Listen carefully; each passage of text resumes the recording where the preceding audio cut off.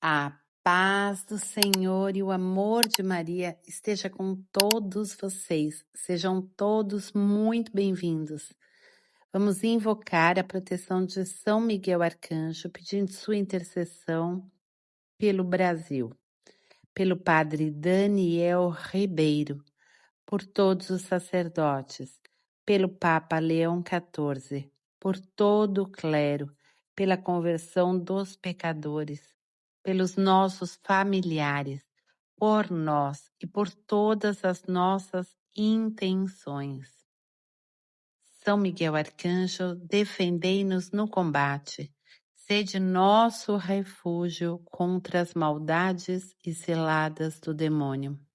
Ordene-lhe Deus, instantemente o pedimos. E vós, príncipe da milícia celeste, pela virtude divina, precipitai no inferno a Satanás e a todos os espíritos malignos que andam pelo mundo para perder as almas. Amém. Capítulo 32. Fizeram-te rei do festim? Não te enalteças. Sê no meio dos outros como qualquer um deles. Ocupa-te com eles e em seguida senta-te. Não tomes lugar à mesa, senão, após cumpridos os teus deveres, assim te regozijarás por causa deles. Receberás a coroa como um gracioso adorno e ganharás a consideração dos convivas. Tu, mais idoso, fala, pois convém que sejas o primeiro a falar, com séria competência, mas não perturbes a música, nem te alongues em discursos onde não há quem os ouça. Não te engrandeças sem propósito por causa de tua sabedoria. Como uma pedra de rubi, engastada no ouro, assim é a música no meio de uma refeição regada a vinho. Como um sinete de esmeraldas, engastadas em ouro, assim é um grupo de músicos no meio de uma alegre e moderada libação. Ouve em silêncio e tua modéstia provocará benevolência. Jovem, fala muito pouco de teus assuntos privados.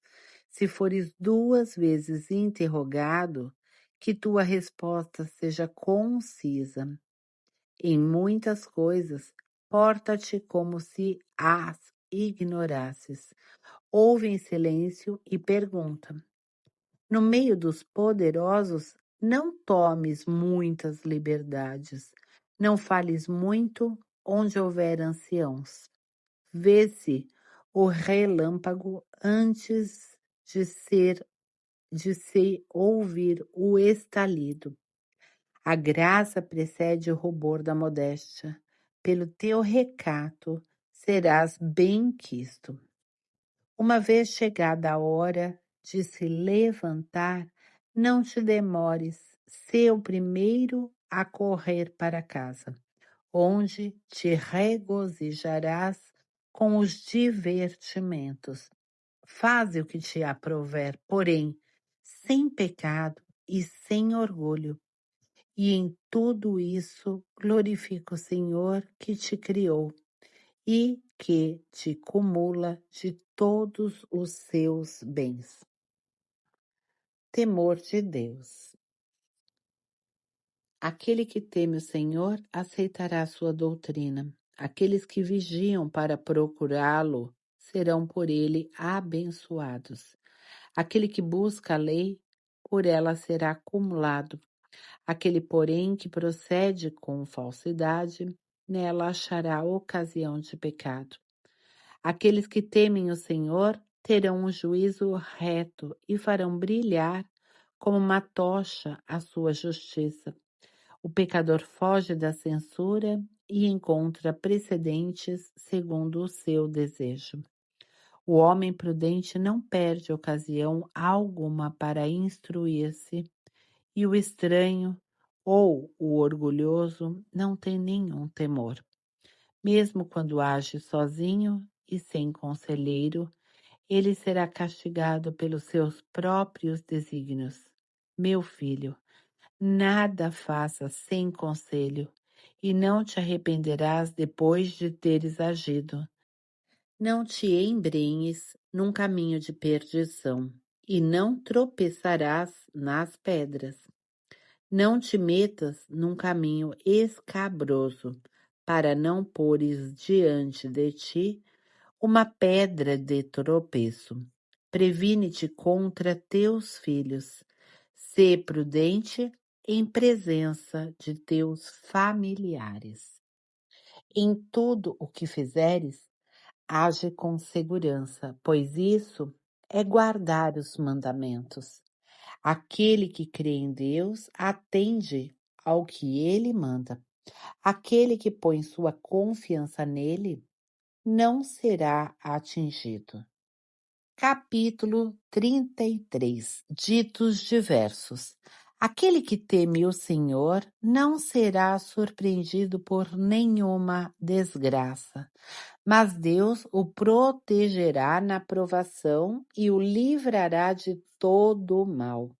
O sábio não odeia nem os mandamentos, nem os preceitos. Ele não se despedaçará como uma nave na tempestade. O homem sensato crê na lei de Deus e a lei lhe é fiel.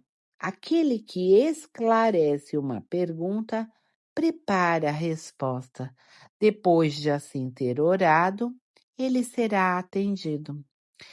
Ele concentra as suas ideias e depois responde. O coração do insensato é como as rodas de um carro, e o seu pensamento é semelhante a um eixo que gira.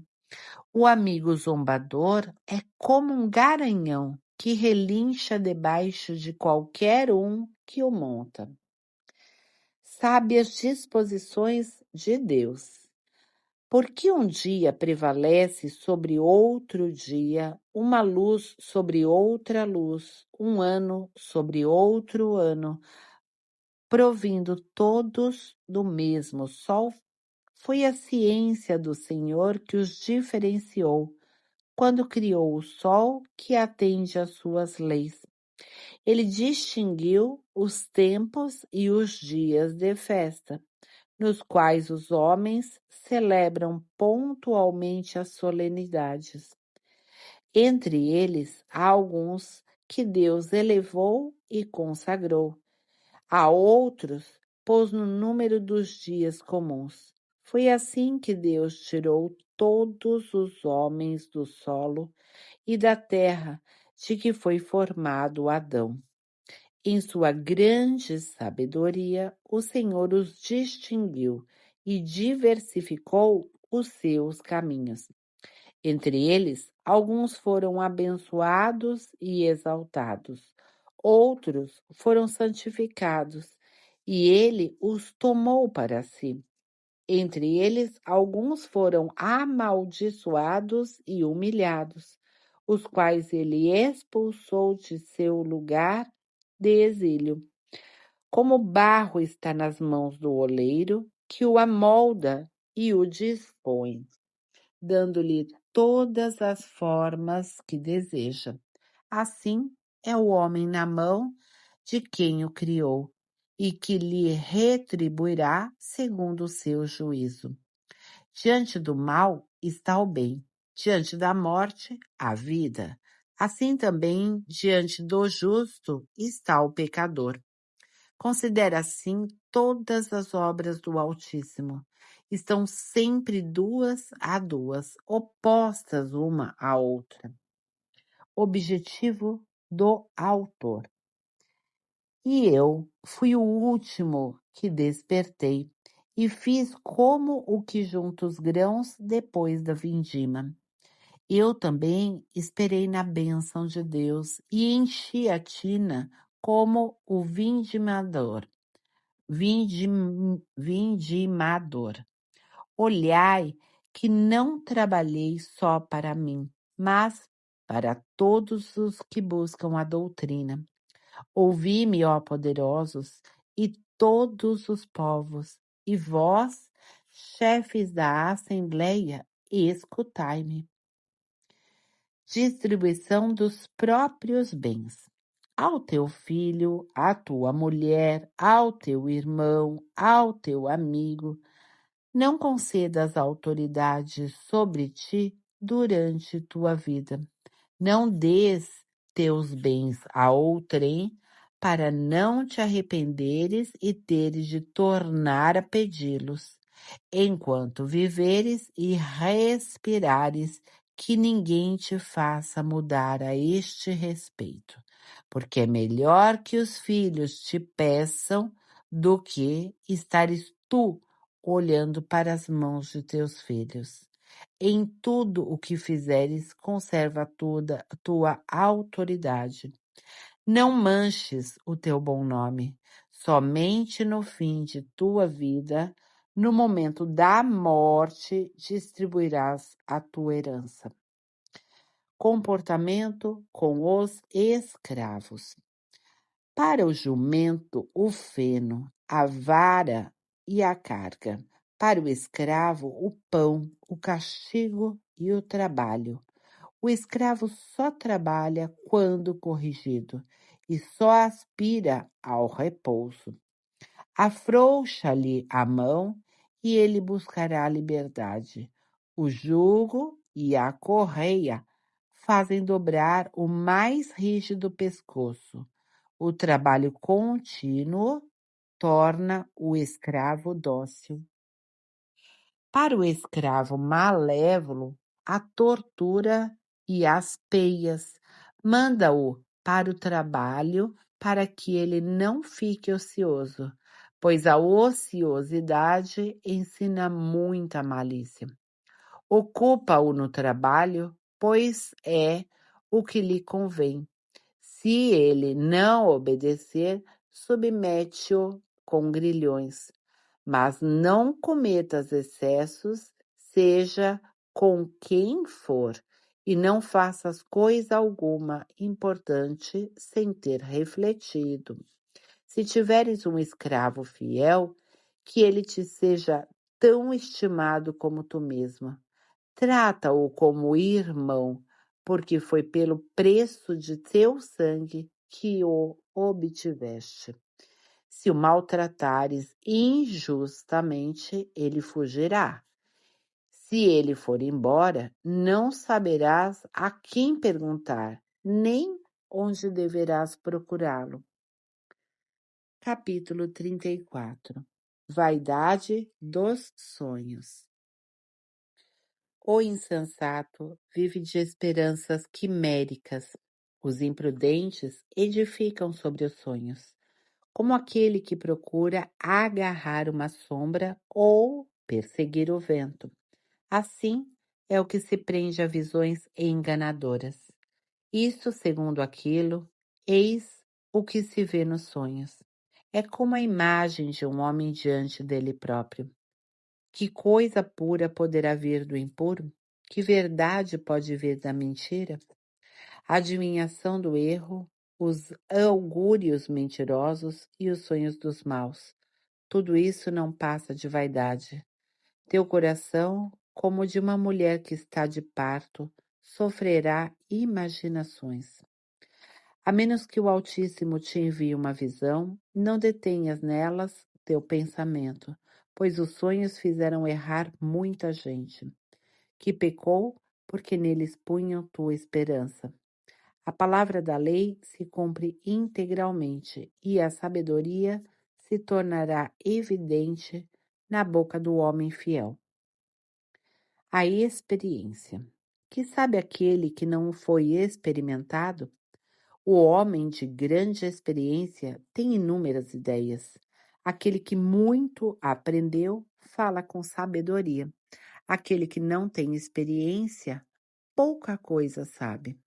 Mas o que passou por muitas dificuldades desenvolve a prudência.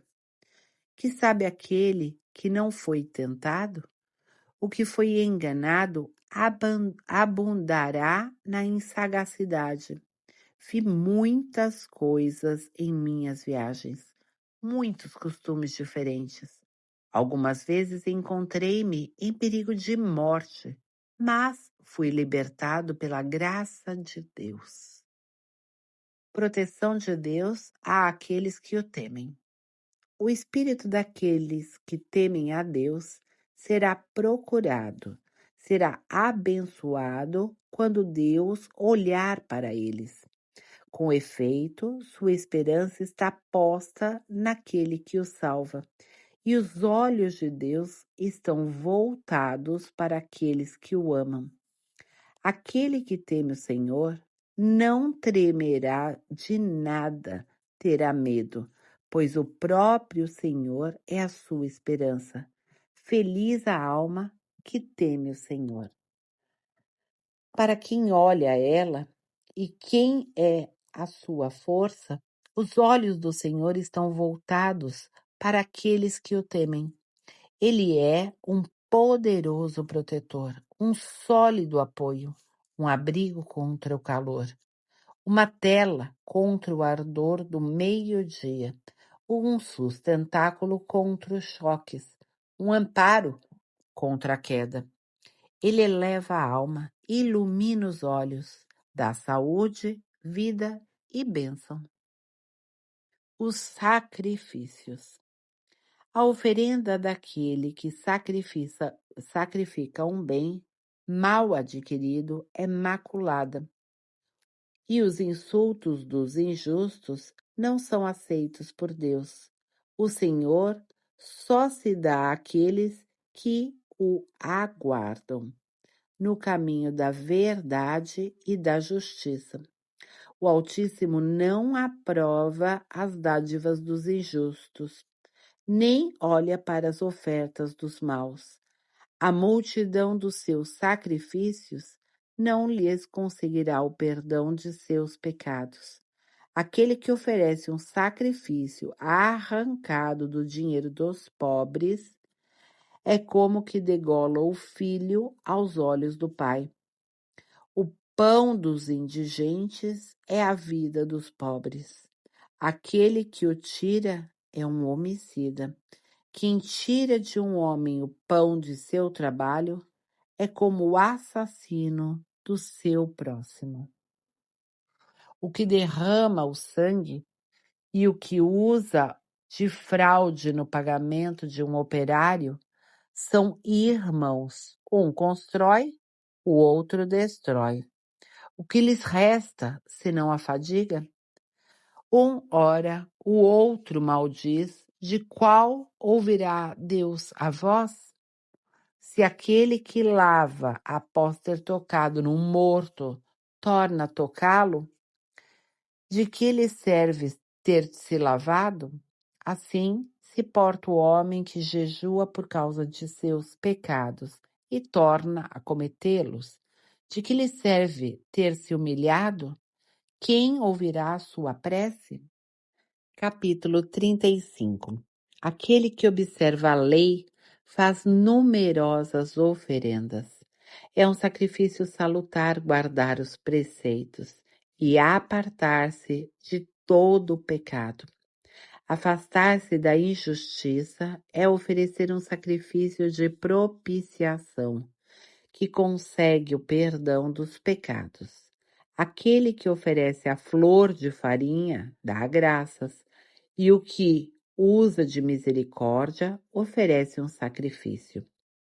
Abster-se do mal é coisa agradável ao Senhor. O fugir da injustiça alcança o perdão dos pecados.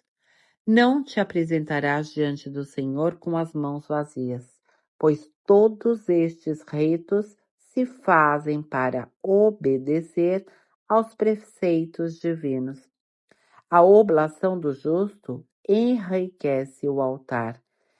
É um suave odor na presença do Senhor. O sacrifício do justo é aceito por Deus. O Senhor não se esquecerá dele. Dá glória a Deus de bom coração e nada suprimas nas primícias do produto de tuas mãos. Faze todas as tuas oferendas com o rosto alegre.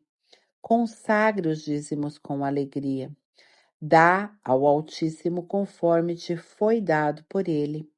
Dá de bom coração de acordo com o que tuas mãos ganharam, pois o Senhor retribui a dádiva e te recompensará tudo 7 vezes mais.